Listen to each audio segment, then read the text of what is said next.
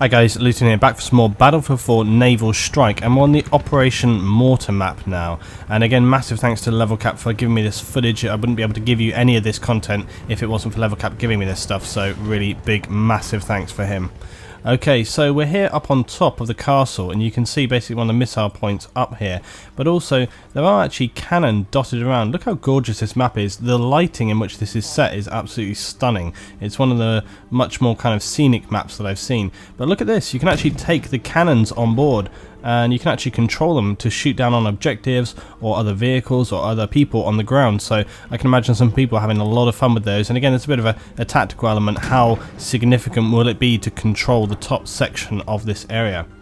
Now this map is basically one massive sort of hilltop cliff with multiple sort of islands dotted around it, and I think that the actual battle for this hilltop, when you get on sort of say a 64, is going to be pretty intense. I can imagine players kind of, you know, pouring up the cliffside, getting up on top right here, and here we are just on top. You can see there's small kind of like castle turrets and, you know, fortifications all the way around. There's the carriers off in the distance, and you can see more cannon pointing down towards the different objectives. But look at these nice little sort of bandings of island that go all the way along straight on down here. And we'll have some live gameplay coming into this shortly as well, but we're just having the kind of exploration look around on the map right now.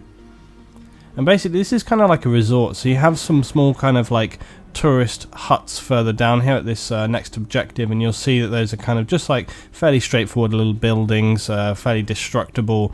Nothing really significant in terms of cover. This map seems to be quite open to me. There's very little cover apart from this main hillside, and again I think that will help kind of focus the gameplay, because I think the battle for the top of this hill is going to be pretty intense throughout. I can imagine helicopters flying around, players, as I say, you know, pouring up and down, LAVs in the mix. These little bridges coming across here, and Level clearly was kind of like testing this out here, see how destructible it is. And you think, oh yeah, look, it blows the hell out of that. You know, you're gonna basically disable that, deny it to the enemy. And I'm sure that's what Level was trying to test out right here. You come along, huh? You can just walk straight across it. So it seems kind of pointless.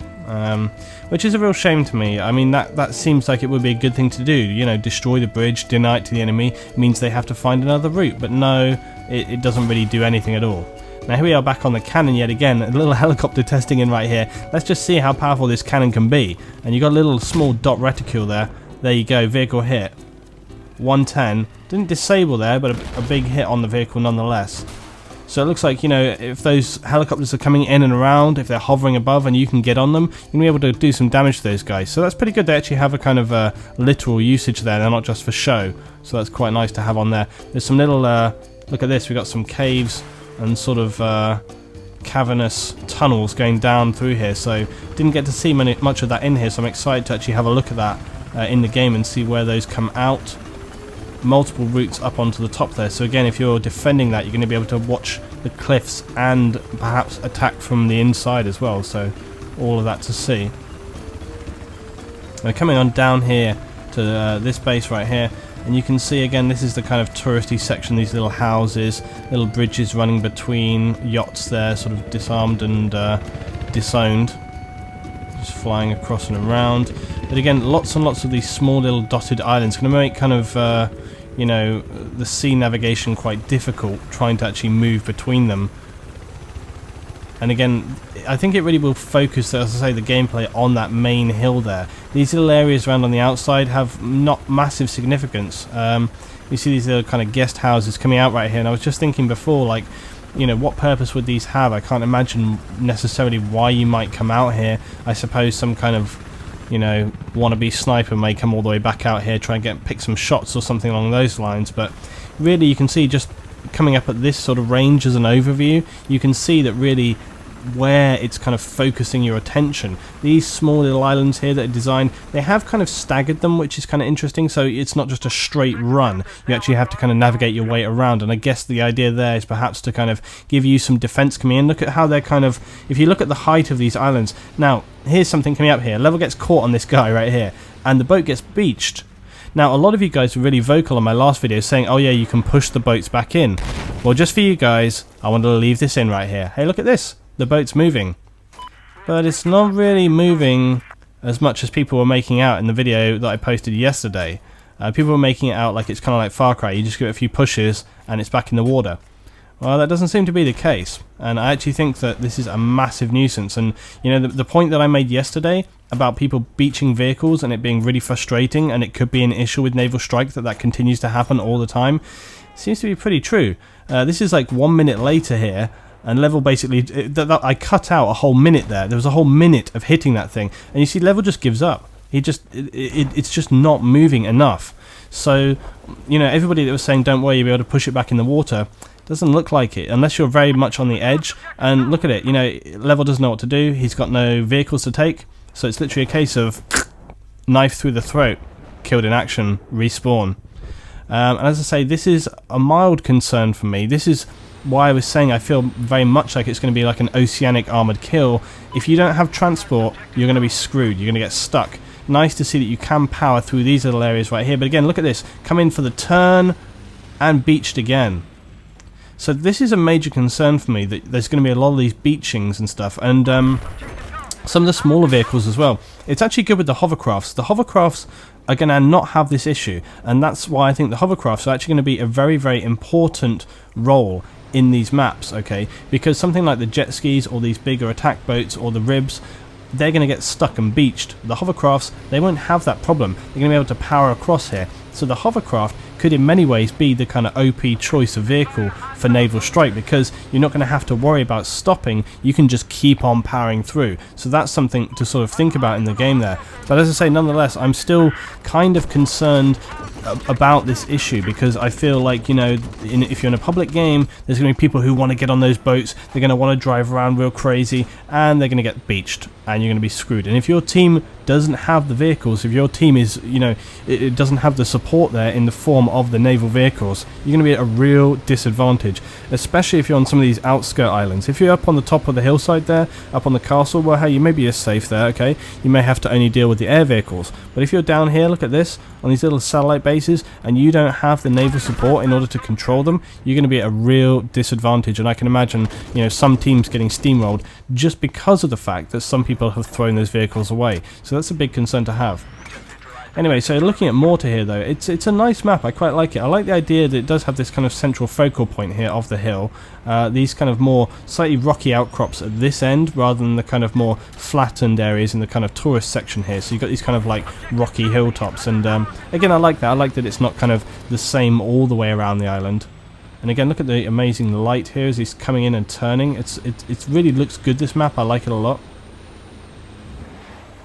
There's the missiles firing off towards the Titan, and yeah, so we're on carrier assault yet again here, and the last carrier assault we did, we only saw it really from the air, so we have got a little bit of internal carrier assault coming up towards the end here, and that's really good because it kind of shows the full progression of the game. Also notice that the carriers have opened up now. Now I noticed that the carriers seem to open at actually the 50 ticket mark. That seems to be the case there. So when it actually counts down from 100, it gets to 50, that's when the carrier opens. So you actually have that last section there.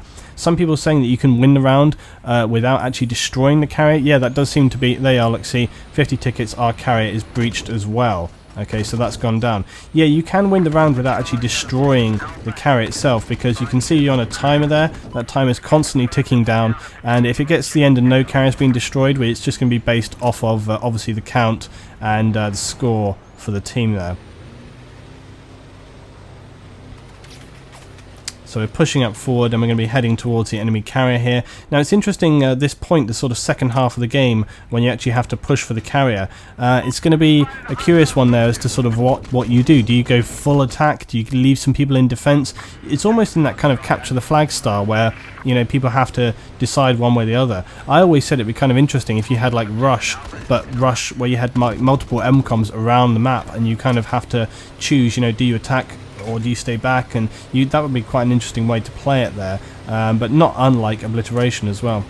Okay, so here we are coming up towards the enemy carrier, going for a little attack run straight in here. You can see the helicopters coming in, and there you can see that's one of the main entrance points right there, the ramp.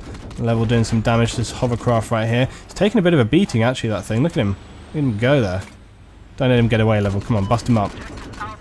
Come on, he's going to get away with the hill. Ah, see? How hilarious is that? That's exactly what I'm talking about. That little hovercraft, he didn't have to stop. He's just going to keep the power on. He's going to keep on going, get through there.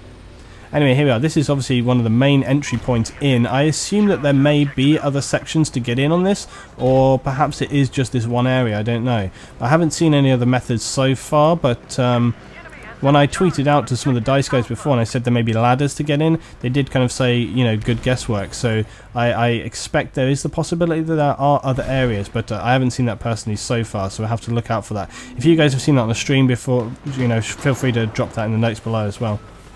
Okay, so Level's on his way through to the MCOM, not having a lot of opposition so far, and again, I often feel like this was going to be the case, you know, sort of, here we go, drop him down. You know, how heavy is the resistance going to be at this point for the boats? Because again, a lot of people may still be out and out around the map. They may have not sort of had the initiative to come back in. And, you know, like I've been saying to some of the guys in my clan and my squad lately, you know, this is really something you always want to be aware of, is timing. You know, as soon as that ship is breached, if you're playing a good team game, you want to get some people back here. Otherwise, they're just going to walk in and take it. You've got to be on the defensive at this point in the game, and you need to have some kind of game plan, because otherwise it's going to be over in seconds, and that's pretty much what happened right here. But really nice internal atmosphere, and you can really imagine some pretty intense firefights happening within the ship, especially with the pressure on. So that was Operation Mortar, guys. Drop your thoughts below. Did you enjoy it? What do you think about Naval Strike so far? More stuff coming out this week, guys.